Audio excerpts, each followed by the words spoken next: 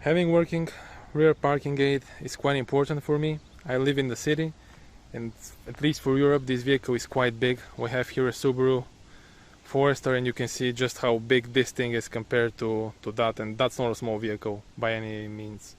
So having the parking gate working is a must. So we'll see if we can repair this. If not, I'll probably buy an aftermarket system and show you how to install that.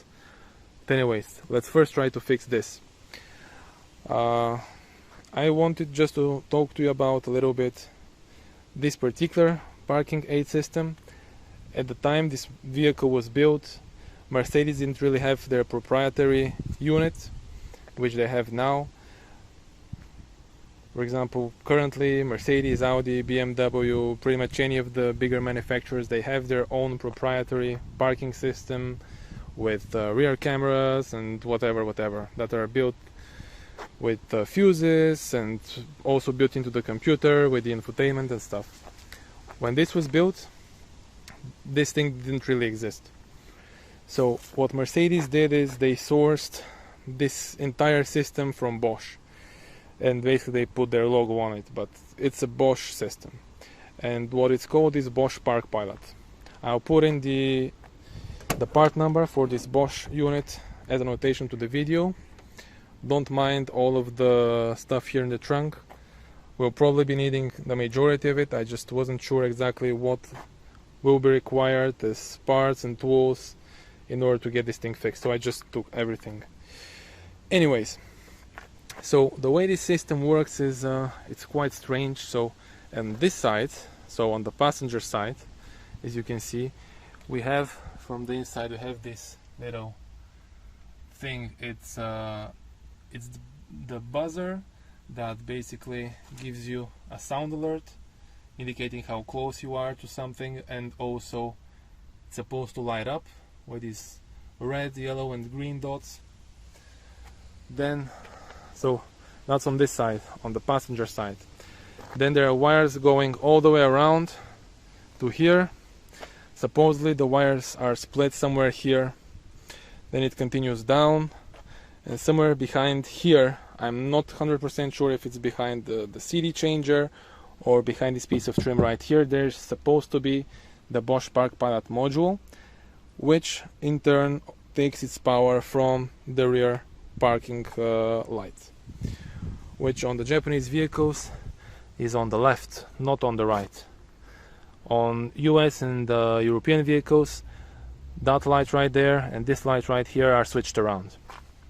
So we'll need to see what exactly is wrong with it. Currently this thing doesn't fire up at all, so it seems like it doesn't have any electricity going to it. There are no beeps, no lights, no nothing. So the first thing I'll need to do is start disassembling the interior all the way here on both sides and see how that goes. So the way you remove these pieces of trim here and on the other side is you basically grab here at the bottom this rubber trim that goes around, and you just remove it, after which you simply grab hold of this and pull to the side. Be mindful there is a wire for the speaker right here, so you either need to remove the speaker or unplug the wire. It's plugged somewhere here. For now I'll just leave this dangling like this and remove the wire after that. So I've been disassembling here for the better part of an hour. I removed the CD changer, the antenna control modules, and also some other stuff, as you saw.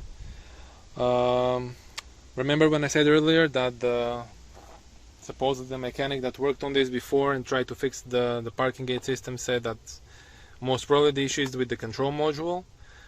Well, I can concur with him. The issue is that there is no control module. You see this thing here? This is called in Deutsch the Anhänger-Anschlussgerät. This is for the tow hitch. It basically is a control module. It puts on lights, whatever. Right next to it we have two little nuts. Well, this is what's supposed to be holding the Bosch Park Pilot unit, and it's simply not here. So I was able to trace the wiring. So this white plug that goes through this grommet to the undercarriage of the vehicle, this connects to another connector, which then splits to the parking sensors themselves. And on the other side we had this, which is the buzzer with the lights. If we flip this thing over, it has here a connection.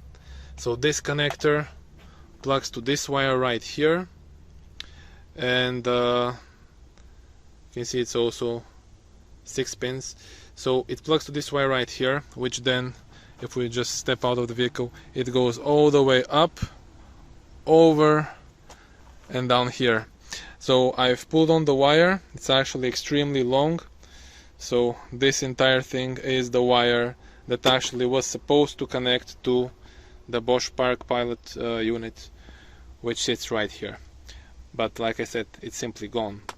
Now what I could do is I might be able to find a good used unit. The issue with that is, even if I can find one, which is going to be very difficult because these units are old, they're very rare, and they're very expensive. So even if I can find one, which is decently priced, even though usually they go for 100 to 150 bucks on eBay, I still am not sure if the parking sensors are working, because all of these parking sensors that are here are proprietary to the Bosch Autopilot unit, and they're very expensive. They go for around 30 to 50 bucks a piece.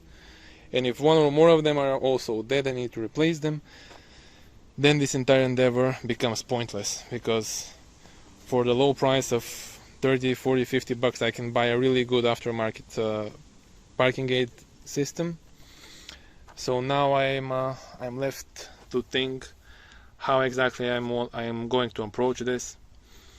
I will probably go aftermarket, but I'll need to check online. But anyway, for today this is going to be where I end, and hopefully you'll see me with a result soon. I will be working on this over the next couple of days, probably when I decide exactly what to do. So for you guys it was probably a second, but for me it's a brand new day. I've managed to procure an aftermarket parking system. As you can see, it comes with 4 sensors, a module, and this display thingy. I really wanted to find something without a display, one of those that simply beep at you, but unfortunately this was the only thing that was readily available, and I really didn't want to wait for something to get shipped to me, so that's what I got. The module I will probably mount right here in the factory location where the other module was supposed to sit, and I can see now there is actually another grommet which I might be able to use, or if not, we can also use the grommet where the existing wire is coming from. So now that I'm under the bumper, you can clearly see where the 2 grommets are, where the existing wires for the parking sensors went through originally. And we can also kind of see the parking sensors. Here is one, another one is heading right here, and then if we go to the other side, we have one right here and one on this end. My initial idea was to remove these top bolts on the 4 locations, there, here, and also on the other side, but actually when I think about it, that's a very stupid idea, because I won't be able to swing it down, because here on the side it extends, the bumper itself extends, so when I swing it down it's actually going to interfere. And if I wanted to do that, I also need to remove this plastic piece right here, and I really don't want to do that, because as you can see the mountings for it are already cracked, and I will probably end up breaking it. So what I chose to do instead is, there are these bolts here that hold the bumper. I already removed this one and the one on this side as well. right there. So I will remove all of them but two on either side. I will leave one here on the top and also one on the other side. Here you can see where these fasteners are here. I'll remove both of those. I remove this one here in the bottom and leave the top one. I'll just unloosen it, and then I'm going to be supporting the bumper, gently pulling down while also unfastening the fasteners. Here are, if you're interested, here are for the lights in the back on the bumper. You basically remove this grommet, you pull it back, and here are the wires for them. We'll need to tap into the reverse light so that the parking sensors get power from somewhere, so we'll need to do that. So that's it. I'll be doing this. It'll probably take a little bit of time. There isn't that much space for me to actually leave the phone recording while I'll do all of this. So I'll do this off camera and I'll show you when it comes time to actually remove the bumper. So the bumper stayed. I ended up not removing it because these things are attached to it, and they're also attached somewhere here in the fender. I couldn't really see where exactly. I unfastened whatever fasteners and nuts there were, but still it just wouldn't come out, so I just left the bumper in place. But I still managed to remove these original sensors. So the first one took me quite a bit to figure out how exactly they come apart, but the way it is the following. So firstly, you have an electrical connection that goes in here. We have one right here. I just need to show you how exactly it's done. So what I did is I get this pick tool, and with a connection like this, I just put my pick in here and just jammed it out. This removed the electrical connection. Then these things are actually quite cleverly mounted. So you have, firstly you have this that goes something like this in place, holds it in there, or like this, doesn't really matter. I think it was something like this. So it goes like this on top of it, and then you have this spring-loaded retainer. So what you need to do is, again with the pick tool, I got my pick tool and then I carefully pried out the spring out, and then these things you simply twist and remove them. So that's how it's supposed to be, but considering that my vehicle is 20 years old, of course they didn't want to budge at all, so I was trying to twist them, to move them, and nothing really happened. However, with the spring removed, all I did was basically I tapped on this side, on the back side of the parking sensor a couple of times with my fingers, and it simply springed out and fell on the ground, and this stayed in the bumper along with this guy. So this is how you remove them. Now the new sensors supposedly go straight in this this plastic, how I say, bracket, go in it. At least they're supposed to. So all I need to do now is remove the original Bosch sensors that we have here, and as you can see there are a couple of tabs on either side. I used some WD-40 special release penetrant because these are presumably very, very nicely stuck in there. So hopefully this has loosened them a little bit at least. So I'll go ahead, try to remove them, and the installation is pretty much the same as the removal process, but I'll put on the new sensors, and I'll see if I can show you exactly the mounting process. The sensors are now removed. This one unfortunately didn't survive. It was so stuck in there that even the penetrating oil wasn't able to make it to budge, so I needed to hammer it out with with a socket wrench. So I just took this end of the socket and started hammering on it. So after a couple of taps it finally let loose. So this one probably is dead. The other ones seem to be in good condition actually, and yeah, they also seem to be the original ones, never replaced.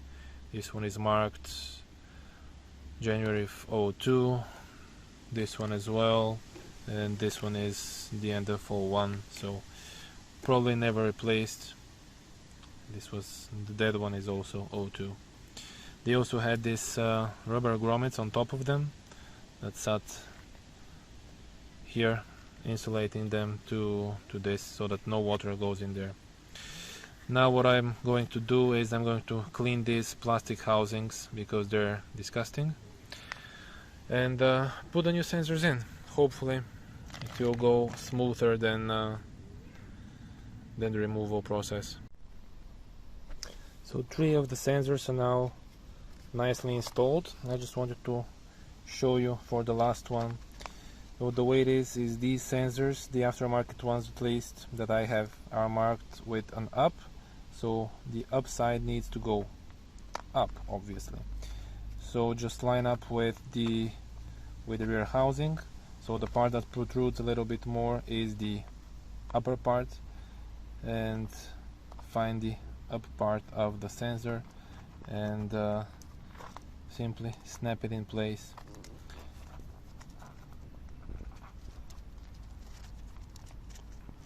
Like this. It says here up.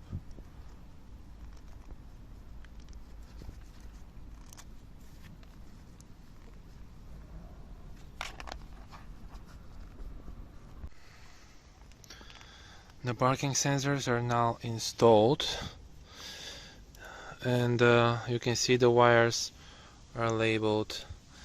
We have A, B, C and D, and they need to go in this particular order in order for everything to work properly. So right now I need to route the wires. I've cut the old harness for the original parking sensors, and now we can actually pull it out. It's actually quite long. Here it is. Here is the old harness.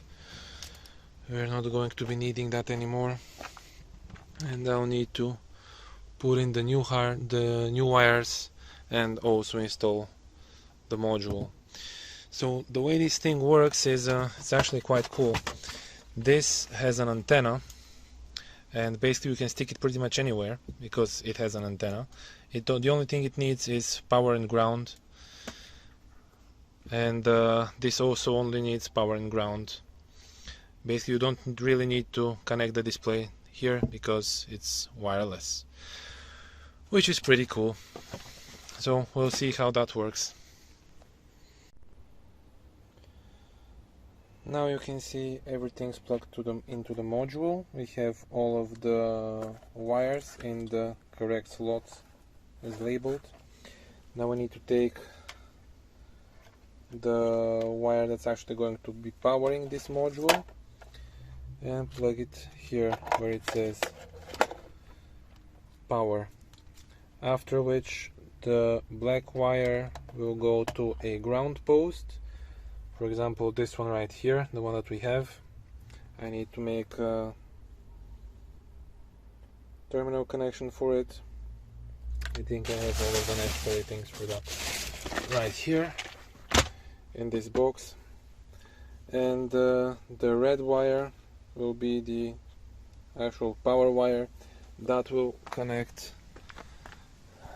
to this light right here, the reverse light. And by doing so, when we put the car in reverse, this light will shine and it will give power to the module itself. So that's it. I'll do this off camera and see how it goes.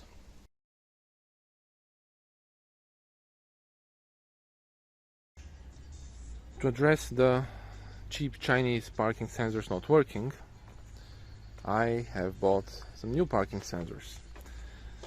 What I got as parking sensors is this.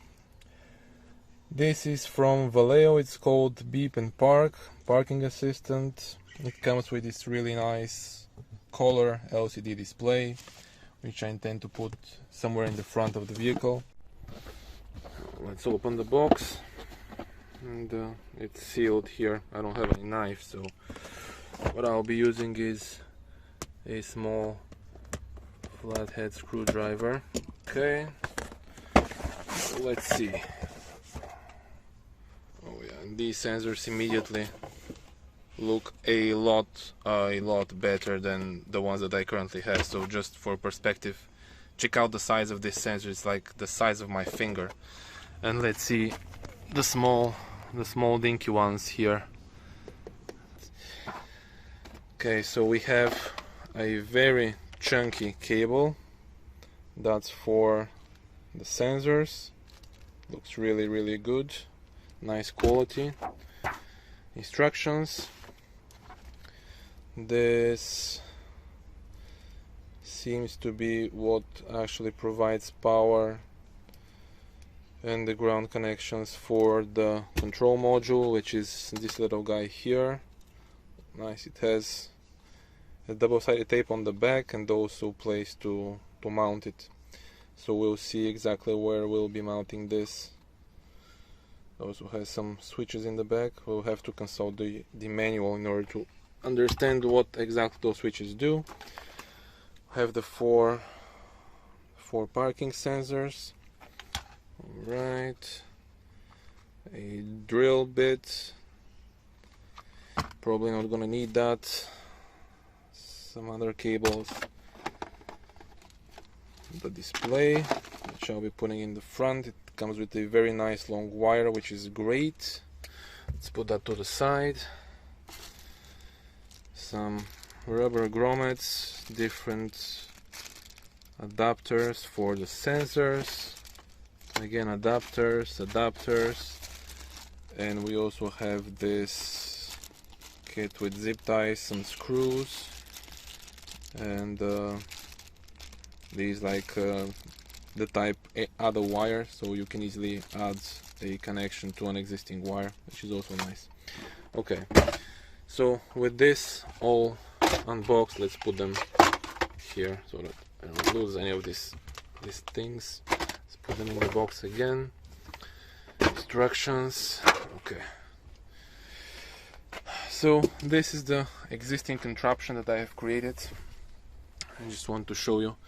So this is a power and a ground for this stupid little janky display, which actually doesn't only beep, it talks to you, and it talks to in Chinese English.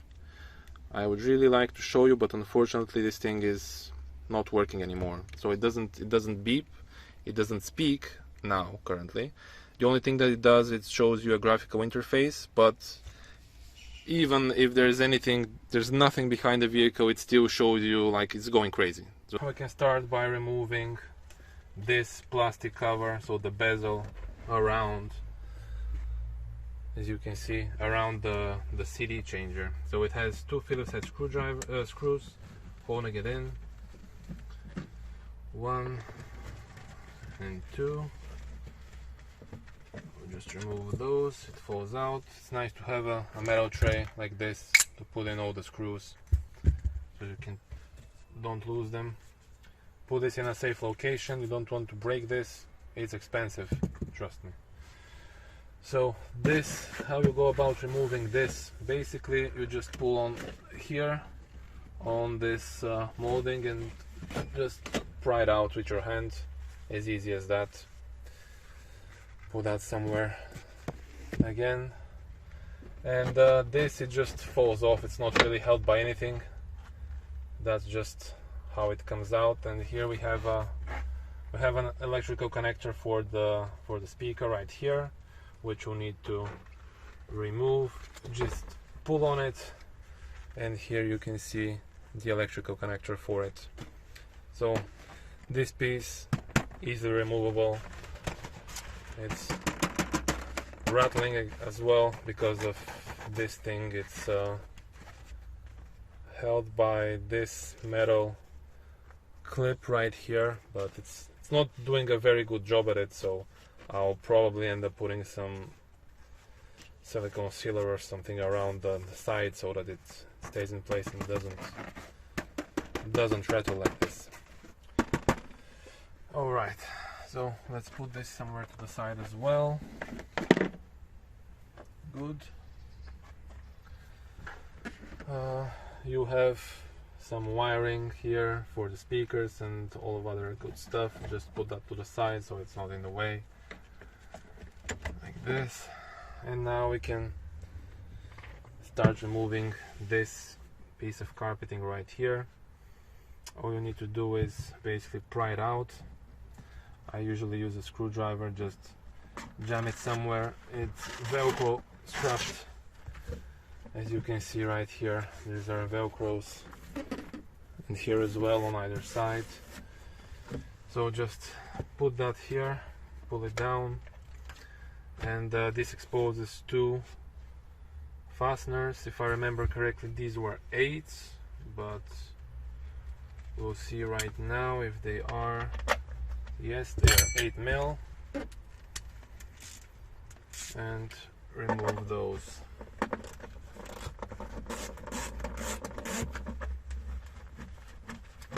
These fasteners is what holds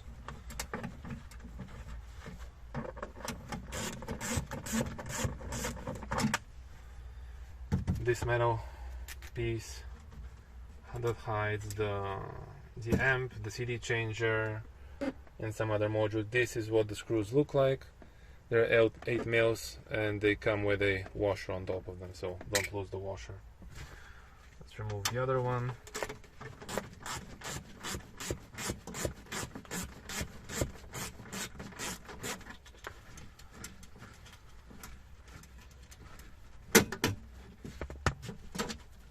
So, second one.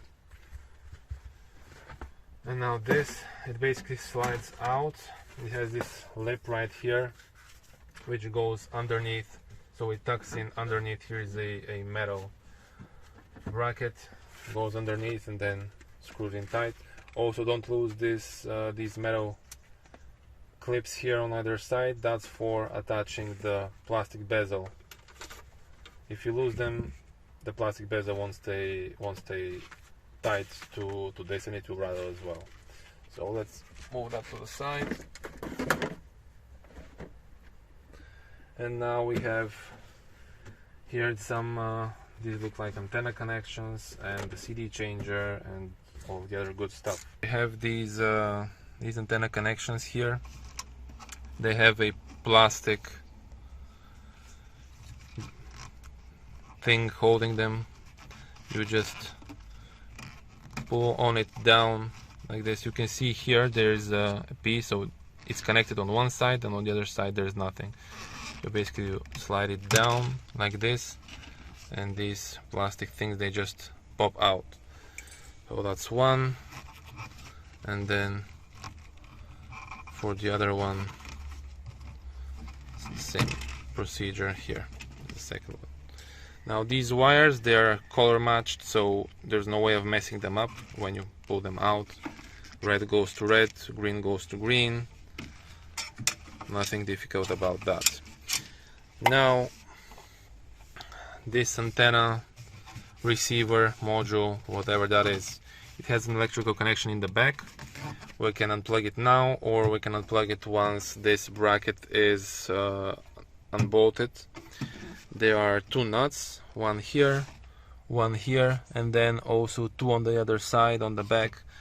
It's actually easier to remove this electrical connection in the back after this bracket is unfastened. So let's do this. With all of the 4 nuts removed, getting this thing out is as simple as pulling it up and out of the way, and this is why it says it's easier to remove the electrical connection one. This thing is out because you can easily see the prong where you have to press on. So press on it and just pull out like this. Here is what this electrical connection looks like. Now we can put this somewhere out of the way. Okay, and now we can see here the CD changer. Removing this requires the removal of, again, some 10mm nuts. Here, one in the back, here on mine is missing, and we have one here, and again one on the back, so identical on both sides, these brackets that hold it. This is why you need this very long extension on your 1/4 inch wrench, because otherwise it will be very difficult for you to actually get to those nuts. So yeah, I'll quickly remove this off camera, and we'll see what follows. I've removed all of the nuts holding the CD changer in, so now it's as simple as pulling it up, and you see here there are a couple of connections in the back. So we have one small connection, you just tug on it and you will be able to remove it, and the other one is the fiber optic connection, so be careful with that one, because the fiber optic cables are easily destroyed. So this is the fiber optic connector that goes to the CD changer as well. So now with all of those removed, you can pry it out, and this is how it looks from the back, and here is where those two connectors go, so fiber optics and the smaller one. I was going over the instructions. They're pretty self-explanatory, but anyways, there are 3 different sets of rings that go on top of the sensor. So we have these flat ones, which I'm going to be using because I already have angled connection, bracket here from the original ones, which I'll be reusing. But we have 3 different types. So we have as the manual says, 0 degrees, which is a flat one, which I'm going to be using. We have a 4 degrees one and a 10 degrees one.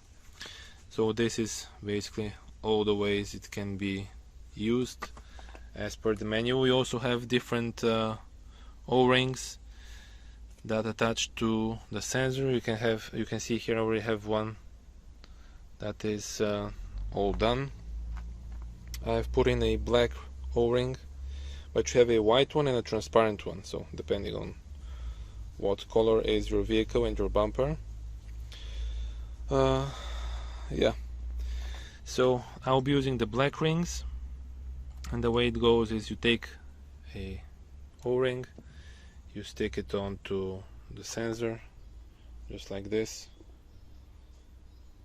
and then you take a bracket and you slip that on top. You can see here there are these little hooks, and these need to attach here and here, so on these 2 sides correspondingly. On the sensor there also an arrow, and it says up, so these are directional sensors, need to go a specific way when you put them inside the vehicle. So it says here up, basically it will need to stay like this when you put it back, so be mindful of that. I'm going to put O-rings and these brackets on all of the sensors, and we'll see about the installation. All 4 sensors are now in their place. If I have to have one gripe with them, is that they don't really have a hold down from behind, and they seem to rely on the hole being a little bit tighter and then themselves pushing in. But as these so the outer ring was the original one that came with the original Bosch sensors. On the Mercedes it's just, so they fit, but it's just a little loose, and I needed to put in some silicone sealant all around the inner parameter of this the ring that they came with, so the ring that the sensors came with. But other than that, it was fine. They went in easily, and you can see here actually one of the wires, so one of the connectors for the sensors is dangling.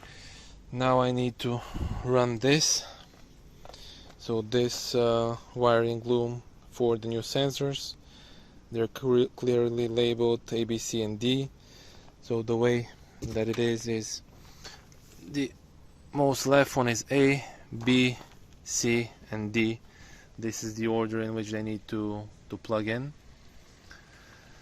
So yeah, I'll go ahead and do that. So this end goes to the sensor, and this white plug goes to the module that will go in the trunk. So I'll run this wire, connect it to the module, find a place for the module. Probably I'll put it where the OE module was supposed to be, which is right here. And as this module is a little bit too small to fit and fasten down to both of those nuts, I'll probably just fasten down to one of them and then use the double-sided tape that's provided to put it securely, so to attach it securely to the inside of the trunk, so the module doesn't rattle around. But yeah, so firstly I'm going to run the wiring, and I'll come back to you once it's time to plug this in and then run the auxiliary wiring for the power. And these things, I actually thought they were some sort of connection. No, they're actually fuses. So these are inline fuses for each of the wires, which is actually quite nice. It's always good to have some extra protection. I've cleaned up the wiring. It's all nicely zip tied and bundled up right here behind all of these factory wires. It's out of the way. The module will actually live here. I decided against putting it there because if something goes wrong with the module or with some of the wiring, it's easily accessible here. If I put it there, I'll need to remove the CD changer and all that other crap. So easier to put it here. The other thing is that these studs, where I wanted to put it initially on both sides, are actually bigger diameter than the openings on the module itself. And I don't have my drill or drill bits with me anyway, so it will stay right here. It's not going to rattle or cause any noise because there's no place for it to go. Basically, it will be squeezed against the CD changer on this side. So now all it's left to do is put in the CD changer, the antenna module thingy, and basically it's the reverse process of the removal. So I'll put everything back here, tidy up, and we'll go underneath and zip tie all the loose wiring and check if everything's in order down there as well. Just as a side note, the ground wire, I've put it right here, goes all the way, and it connects here to this ground post where the factory wires, the factory ground wires are. So everything's in there. It's all nicely connected. Everything is neatly buttoned back up. All of the wires, the module, everything is installed. And where I have put in the little display is right up there, right in my line of sight when I'm backing up above the rear view mirror. The way I routed the cable was basically it goes behind this panel right here, then it goes right here, you can actually see the little wire, and then it ties up neatly behind this trim, goes above that sill, above the door, behind that trim, that sill, and then up in the headliner a little bit in the front. I've just shoved it in there. There's just enough space for a wire, and then right there. The way that the display itself is mounted above the rear view mirror, let me show you how I made that work. The way that the screen is mounted is with a little zip tie to the pillar going to the rear view mirror. It does come with this little plastic bag that has double-sided tape on it. I thought about just gluing it somewhere, but no matter how I position it, it simply wouldn't sit right. It wasn't comfortable, so maybe that's due to the way that the G-Wagon front windshield is, so it's very high, very right up. But this is what I found to be the best solution in my particular case. Your mileage may vary on this depending on what vehicle you have, if you have a G-Wagon or something else. But for me, like I said, zip ties right here, and as you can see, it sits perfectly on top of the rear view mirror, right in the line of sight. When I'm backing up, I'm looking at the rear view mirror, and now I also have the screen showing me the distance to the object that I'm backing towards. So that's perfect. The system works flawlessly, and couldn't be happier. It's probably the closest thing you can get to a factory park distance control system.